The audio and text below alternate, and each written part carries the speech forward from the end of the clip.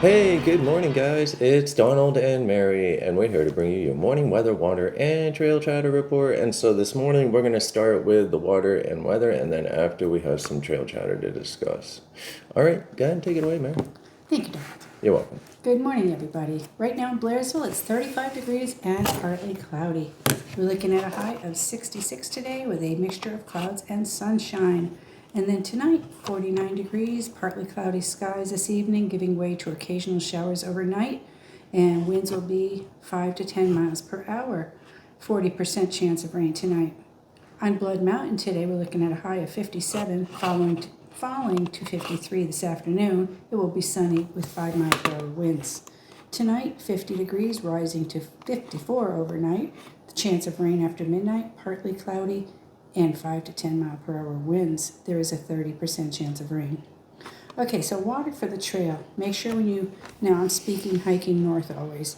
When you get to Hawk Mountain Shelter, make sure you're topping off there. You will have that area of 6.2 miles where your next water source will be Justice Creek. So make sure you're topping off, and then you'll have water there. And then make sure you're topping off at Lance Creek because that is your last reliable source before you climb Blood Mountain. And then Neal Gap, of course, top off there because Neal to Hog Pen is dry.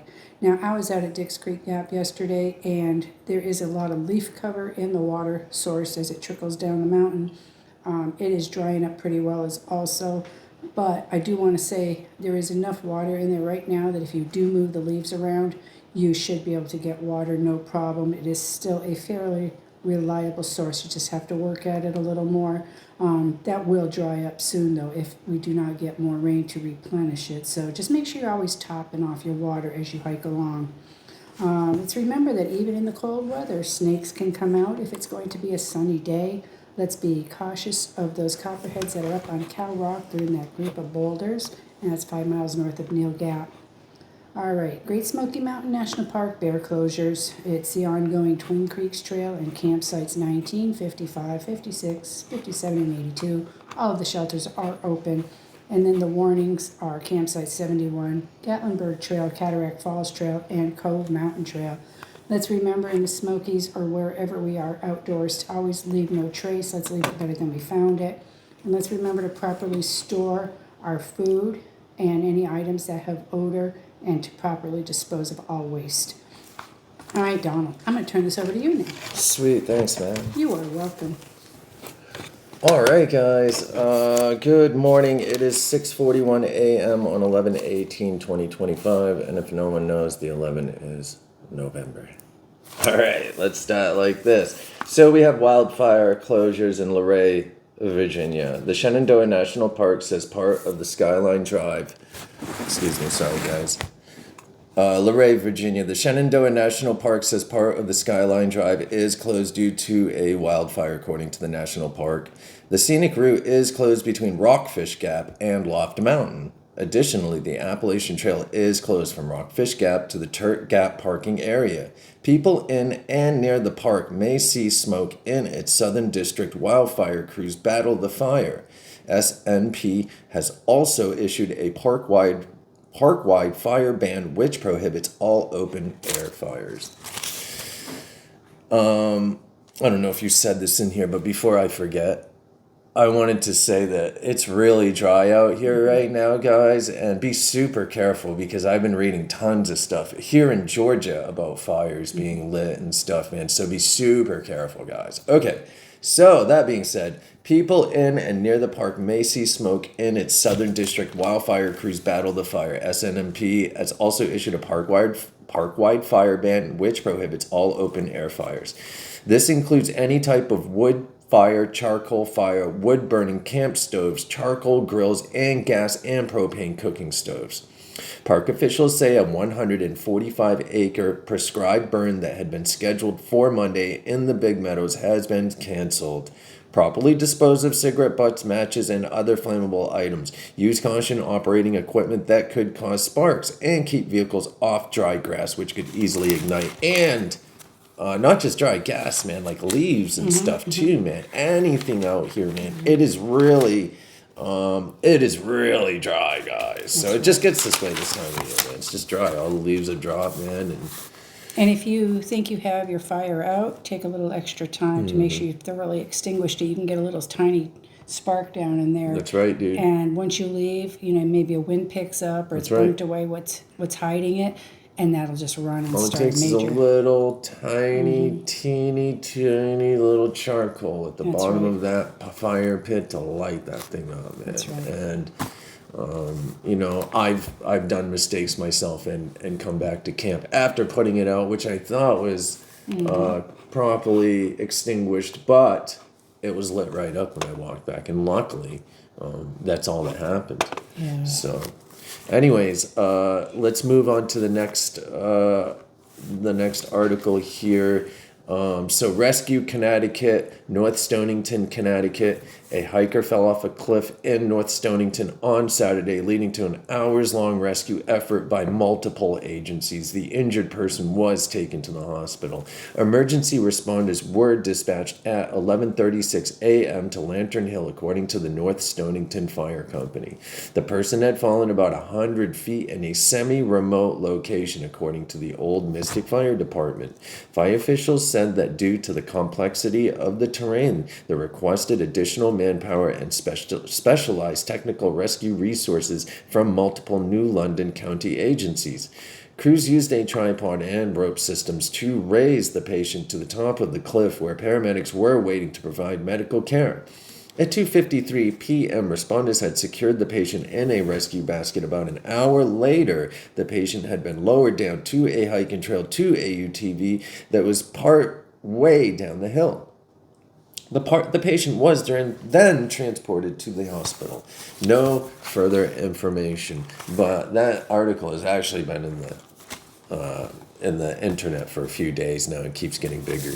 So, you know what I mean, man? So I'm super glad that the SARS team, rescue teams, volunteers, acronyms of the government and state were able to get in there and get them out of there, man, without any further injuries or issues. So 100 awesome. feet is significant. Yeah, right, dude. That's a huge fall, man. I wonder if it was like a straight fall or like a tumble, man, or partial tumble and a couple bounces or something. It's super slippery out there right now. So, yeah, Normally you have right. leaves and roots and rocks, and now with the entire ground being covered by the leaves, mostly, at least here, it's easy to trip up and slip. Those You're leaves right, are dude. super slick. When I was out at Dix Creek yesterday, I was taking pictures and, just walking around a bit, checking things. And there was a couple times where I'm just standing there, my foot's ready to come out from under me with Yeah, the leaves. but you're wearing those slicks too, man. I am wearing those slicks. She's wearing slicks right now. She won't. She's. Well, I did have you to check? say- Did you? wait Did a you? minute. I Did didn't you have- go to?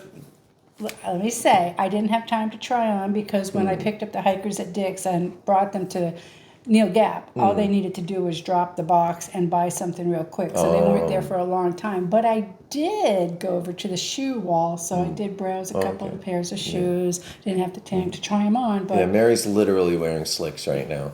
Slicks. I don't know why, but she is. So. oh well, yes, that won't be much longer. Hopefully she gets up to Mountain Crossing sometimes and gets some new shoes, I'm man. going to. Because it probably wouldn't be as slippery if you weren't course wearing not. slicks, Of man. course But definitely she's correct though, man, because it is slippery out here no matter what. That's I'm just picking on her, dude.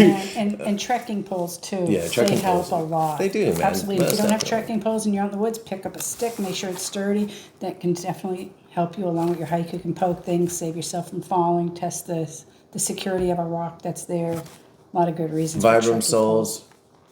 Vibram Souls. Anyways, all right, man. But definitely she's right, man. Be super careful out there on those rocks and the leaves and stuff, man, because it's super easy to take a digger, whether you have treads or not, man. That's right. So she's got some tread. A little bit.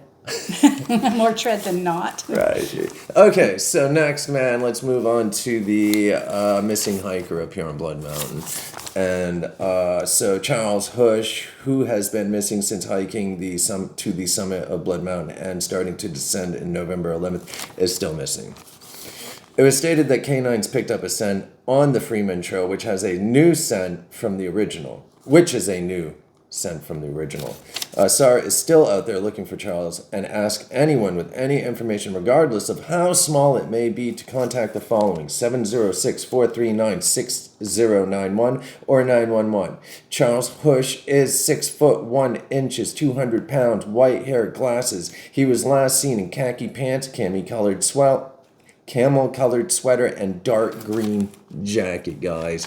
And so I looked at the picture with his shoes, and I'm positive of this right now, man. And unlike that khaki jacket shit the other day, it looks like he's wearing like a pair of Merrells or something, dude, or something like that, like brown shoes or something. I saw something in the news where one of his daughters was speaking, and she was saying that his shoes weren't exactly for hiking on the trail, but so they weren't sure in the beginning if he had actually made it to the top of Blood Mountain. But then when that person that he had encountered said that he had met him up there, everybody knew that he was up there and he was starting to descend. So I looked really close. Look at the picture where he's walking in the leaves with the yellow sign right there, man, where he's got his head down, and look really close in the leaves and you can see a pair of brown shoes, man, that almost look like what looked like a pair of Merrells or something, dude. So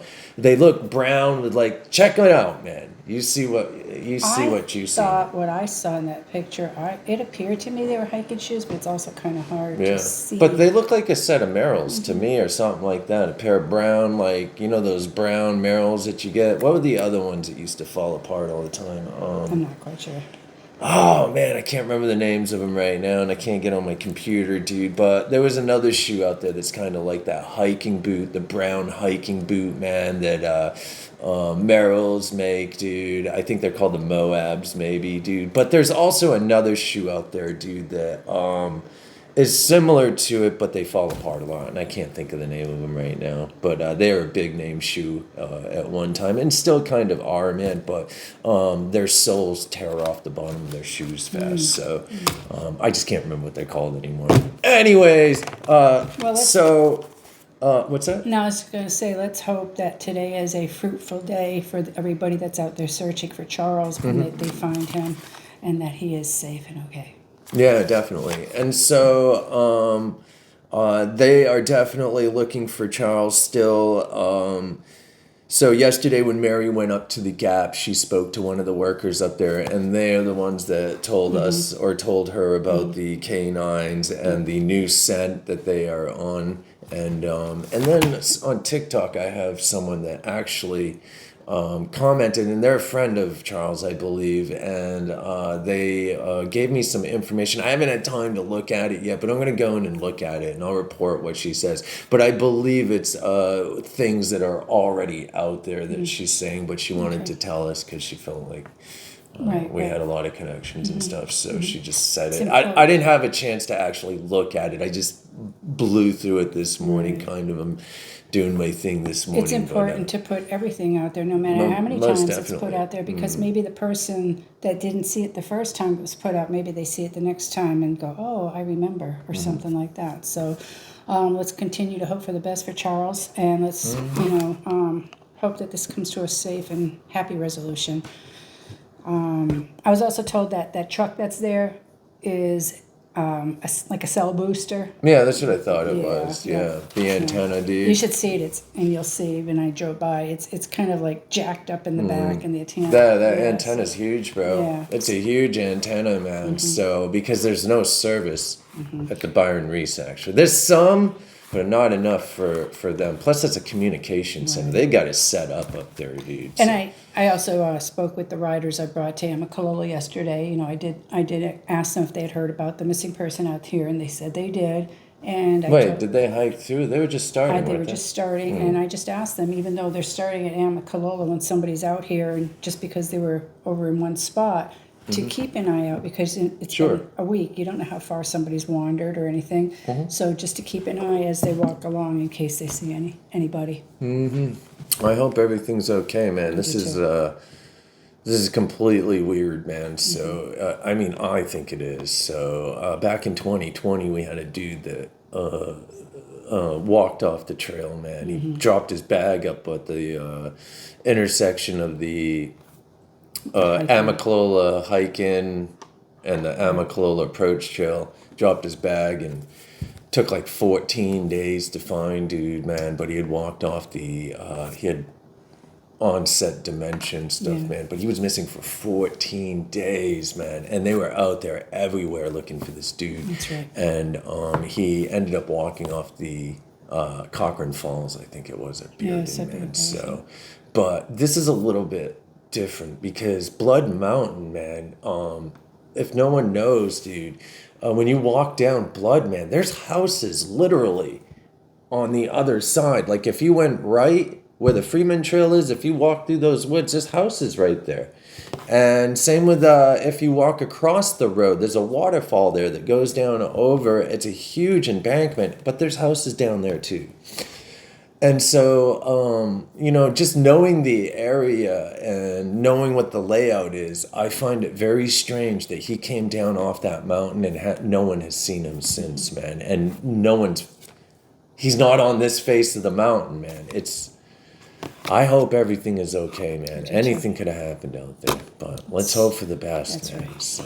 That's right. Anyways, let's move on to the next. We do have, let's see, today we have no shuttles, but we have a bunch of errands to run. So we're going to get those errands done and be here for whomever, emails, whatever's coming through, phone calls. I had like several of them at 10 o'clock I went to bed at 4:30 p.m. yesterday, okay? So 4:30 p.m. I went to bed, man, and around 10 o'clock, I went to the bathroom and stuff, and my phone started to blast off, and I was like, what the? And I actually had the ringer off, but since I had it in my hand, it was just going off. So I just answered him. And so, anyways, yeah, man, we'll be answering calls and we'll be here no matter what, That's right. man, whether we're in bed or just hanging out and eating food or cooking, man. So whatever you guys need, man, don't feel like you can't call us. Don't hesitate to call. Anyways, did you have anything you wanted to... Wait, what was yesterday's shuttle? Yesterday's shuttle was a Dix Creek Gap to Mountain Crossing to Amicalola Falls. That's right. So that was our shuttle yesterday. Probably a 4-hour shuttle or something. Super nice folks. Yeah. This is their first time out? I'm here, yes. Okay. One of the guys, he's just getting into the No, bag. like their first time ever hiking? One of the guys, he lives down by Stone Mountain, and he's just getting into the trail. okay. His friend has been hiking for quite a while, and he's done some of the AT in other areas.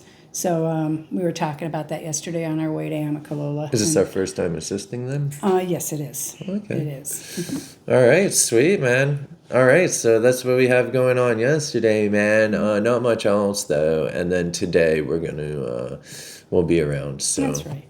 All right, did you have anything else you'd like to announce or say? No. Sweet. All right, guys, if anyone has anything at all, just needs anything at all, just give us a jingle, okay? Yes. One love. Peace. Thank you.